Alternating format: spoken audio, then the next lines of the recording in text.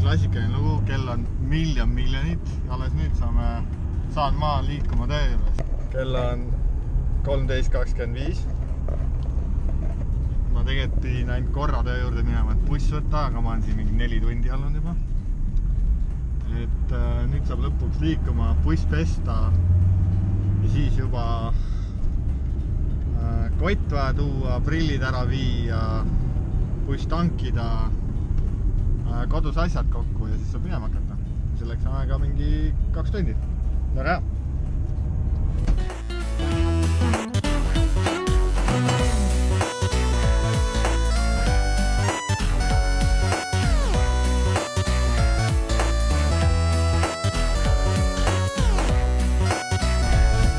Kell on 14.58. Kell on 3, ma ei ole ühtegi inimest veel jõudnud peale võtta. Ja me peame kell 5 sadama saama ja peaks enam sööma.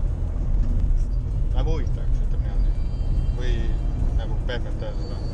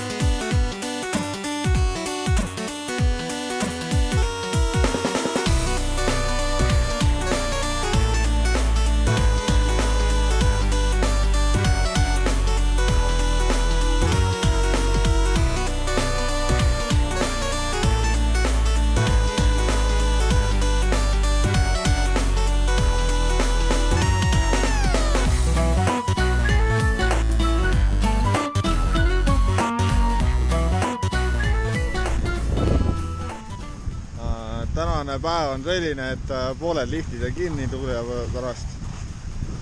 Läks siis kruisime kodu lähedal.